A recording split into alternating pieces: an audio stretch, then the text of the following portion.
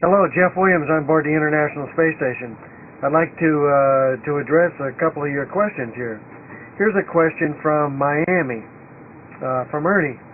He writes, when, how, and why the ISS pivots its orbit when the space shuttle is visiting the ISS. In other words, why do the Columbus and the Japanese Kibo modules are on the leading edge of the space station as it orbits during normal operations versus being in the trailing edge with the Russian modules leading the station when the shuttle visits the station?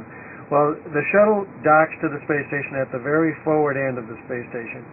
But because the forward end of the space station is more vulnerable to debris hits from micrometeorite and other debris that's up here in orbit that might possibly hit the station, after the docking takes place, after the space shuttle is docked to the space station, we actually rotate the space station shuttle stack around 180 degrees so that the space shuttle is at the back end, and the Russian segment, or the back end of the space station, is actually leading in the velocity vector. So that's to add a little bit of protection for the space shuttle to protect its thermal control system for the return to Earth.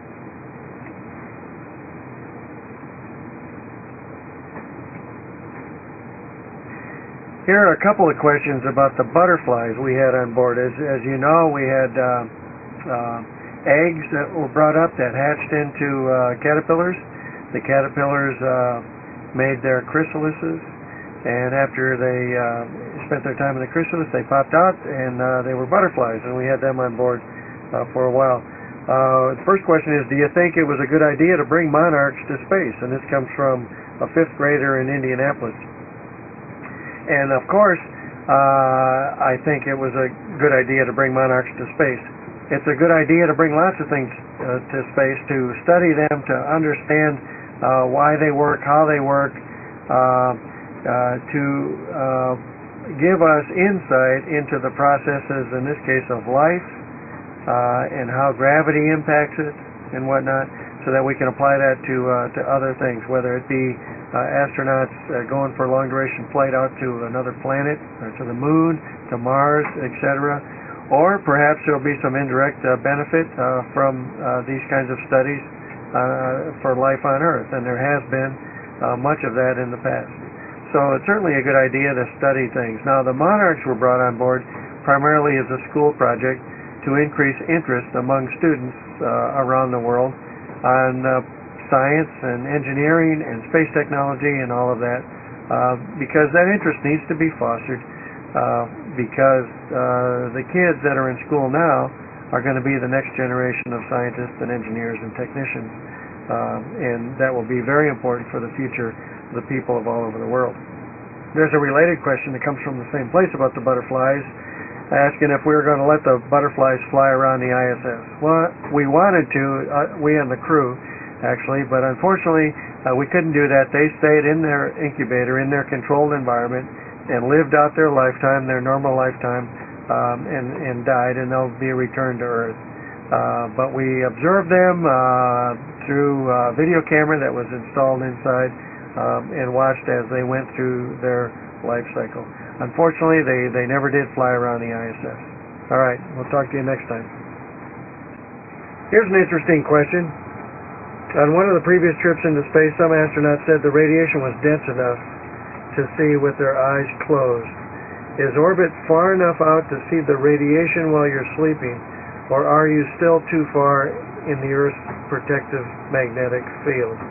Well, I think what this writer is referring to is the reports that astronauts sometimes see flashes in their eyes with their eyes closed, and naturally we have our eyes closed when we're sleeping here at night, and that is true, actually.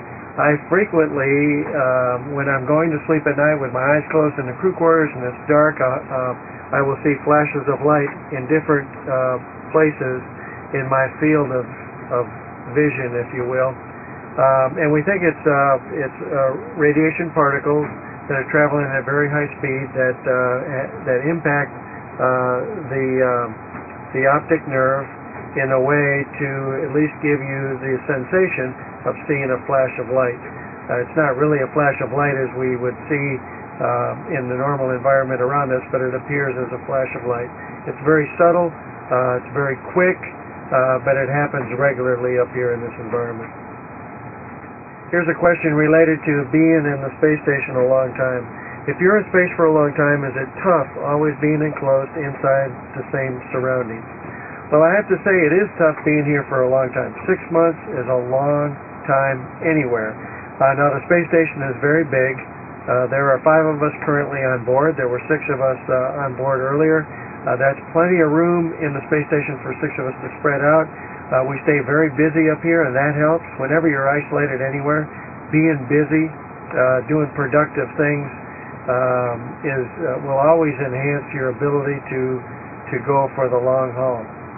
And that's certainly true here. The other aspect of course, of being up here for a long time that's difficult is being separated from friends and family, particularly our close family, our spouses, our children, etc. That's very tough. It's very tough on the families at home, which makes it tough on us. Thankfully, we are in regular contact with our families. We have the ability to call on a telephone from here, and I typically talk to my family every day. We also, once a week or so, have a video teleconference with them, so that helps. And we've got some other support means to help get both us on board the space station as well as the families on the ground through the experience. So, great question. Something we do have to worry about and tend to make it through the 6 months.